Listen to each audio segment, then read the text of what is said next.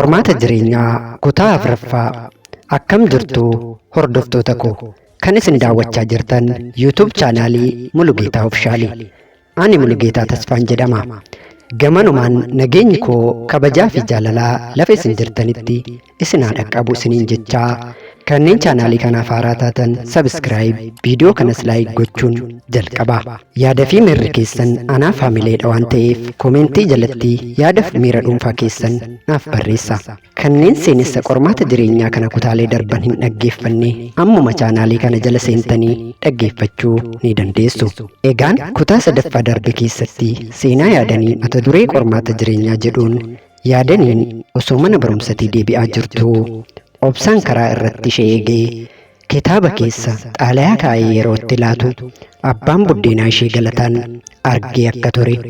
Kana argees kan callise osoo hin taane dursee gara manaatti ol galee eeguun akka malee dallanii isheetti dheekkamuu fi kitaabicha harkaa butee fuudhuun akkamitti namni obboleessa isaa waliin jedheenii hanga kaballaan fuula ishee haduuchuutti ga'uu isaa yaadaniinis waan isheetti laatame kanaa fi nama isheetti laate sanas osoo waa'ee isaa waan tokko hin beekin kan rukutamte caalaa kan gaaffii guddaa isheetti ta'e jecha obboleessa jedhu sana waan tureef osoo imimmaan lakkuun fuula ishee kaballaan dhiiga uffate sanarra jigaa jiru jecha galataan dubbatee kan ibboo deebii hin qabne isheetti ta'e obboleessa jechuun irra deebitee isheedhaa dubbachaa jiru gidduutti harmeen ishee rifaatuun kufuu isin biraan gaheen ture. Kan itti aanu fi kutaa afuraffaa immoo bifa kanaan isiniif qabadhee dhiyaadheen jiraatii hanga dhumaatti dhaggeeffadha. Obboleessi yaadanii xiqqaan harmee jedhee iyye yeroo ofirra galagalanii ilaalan harmeen yaadanii rifachuudhaan kuftee jirti. Isaanis miira rifaatuu keessa ta'anii iyyanii iyyisiisuun birmannaa namoota ollaan harmee yaadanii gara hospitaalaa fudhatamtee kutaa yaala balaa tasaa galte. Osoo horiitiidhaan hospitaala hin geenye ta'ee lubbuun ishee balaadhaaf saaxilamaa ture jechuun dooktorri isaanitti himee ture. Ammaaf ooltee jirti. Ooluu ishee qofa miti. Oduu gammachiisaa kan biraas ni qabdu jechuun achumatti oduun aagaa kan biraa afaan dooktoraa irraa itti himamee ture. Harmee yaadanii daa'imni lammaffaa galataa garaatti hafee jira. Yaadaniin obboleettii yookaan obboleessa argachuu akka jirtu dhageessus gammachuu caalaa yaadduutu itti dhaga'ame. Yeroo sanatti kan ishee dura deemaa ture kan abbaan buddeenaa ishee galataan ishee waliin ciise fi madaa qalbii hanga ammaatti ishee keessaa bahuu hin dandeenye sanaa fi irra darbees haati ishee yeroo deessutti baay'ee akka ishee waliin rakkachuu dandeessu kuni hundi walitti dabalamee abjuu yaadan akka buutee baatu ishee taasisee jira. Abbaan buddeenaa ishee galataan mucaan koo obboleettii argachuuf jechuun gammachuudhaan utaaluu jalqabe. Gammachuun garmalee itti ta'ee macheessee kophaa kolfaa jira. Yeroo sanatti yaadaniin kan hubachuu baattus akka inni ishee cinaatti baasuu barbaadu yommuu hubattu kophummaan itti dhagahamee ni boossi ture. Harmeen yaadanii hospitaala irraa baatee manatti galanii guyyaa 3 erga ta'ee yaadaniin haadha ishee waa gaafachuu barbaadde. Harmee jetteen haati ishees mataa gadi qabattee ijaan lafa ilaalaa oo mucaa koo jetteen obsaan eenyu dubbiin akka galataan jedhame ani isa waliin hariiroo hoomaa hin qabu walis hin beeknu. Guyyaa sana soorettii waliin jettee hudhamtee osoo dubbii isheen xumurin imimmaan ija ishee guutee dhangala'uu eegale. Harmeen ishees intala ishee dhugaa dubbattu amantee imimmaan yaadanii haxaa intala koo kuni hundi badii koo fi kan abbaa keeti malee kan kee miti. Obsaan ilma abbaa keetiti. Obboleeyyan hedduu qabda. Intala koo yoo nuti wal isin barsiifne malee isin maal gootu badiin keenya jetteen imimmaan ishee irraa haxaa. Yaadaniin waan deebistu dhabdee dubbii fi haala haadha ishee qofa yaaduu itti fufte. Harmeen ishee callisuun intala ishee waan sodaachiseef fuula ishee ofitti naannessitee ija keessa ilaalaa dubbisuu itti fufte. Intala koo jaalalli si qabee jira miti jetteen. Yaadaniin harmeen ishee waan akkanaa ifatti ishee gaafattee waan hin beekneef ni rifatte. Harmeen ishee irra deebitee jaalalli si qabee jira miti jetteen sagaleen yaadanii ciccitaa ture.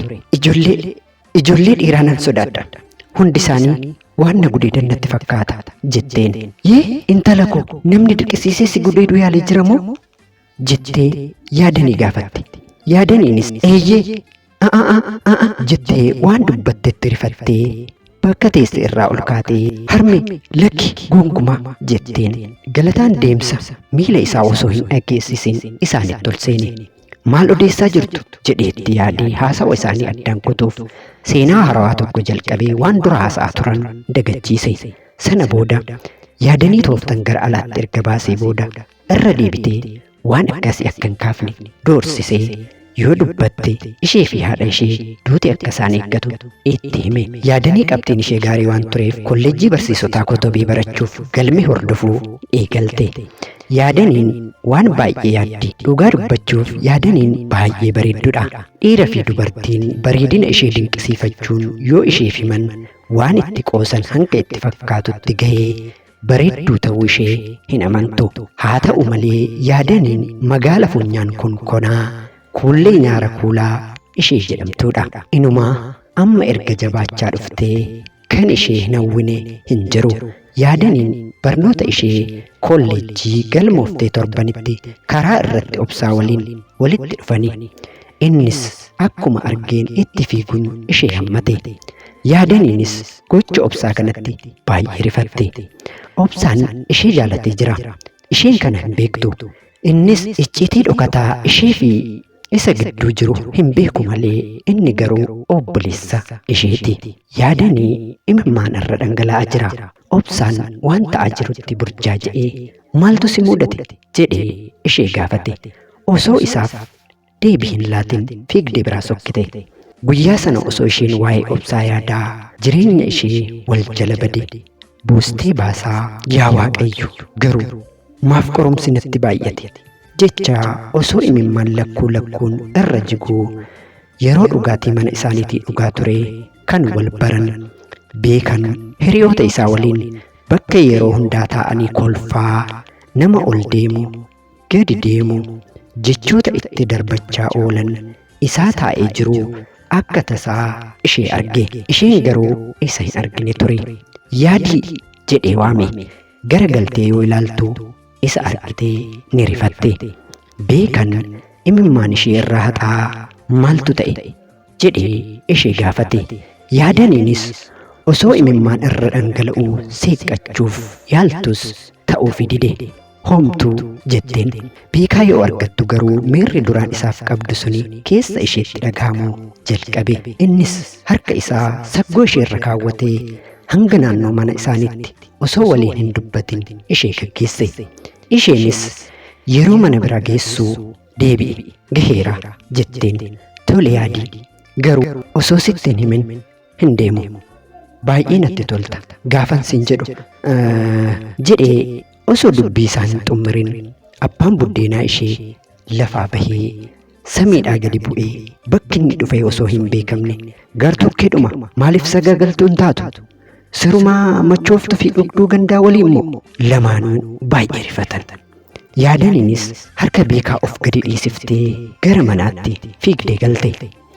Sanumaan hin xumuramne galataan ishee hordofee gara keessatti seenee fuula haadha ishee duratti erga dheekkamsa bakakkaa caaluutti buusee ani mana kanatti si arguu hin barbaadu ba'ii deemi qe'ee kana jedheen.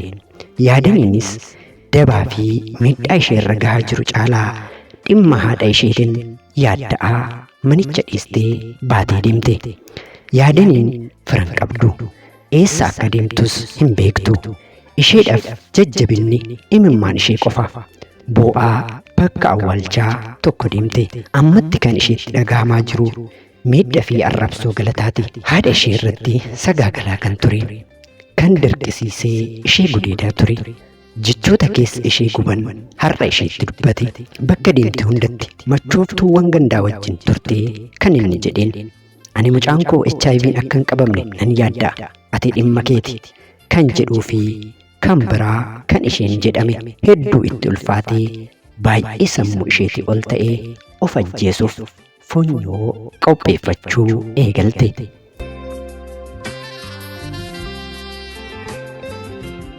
Egaan kabajamtoota hordoftoota koo seenaa yaadanii mata duree qormaata jireenyaa jedhuun kanan isin biraan gahe kutaa 4ffaan kanuma irratti xumuree jira.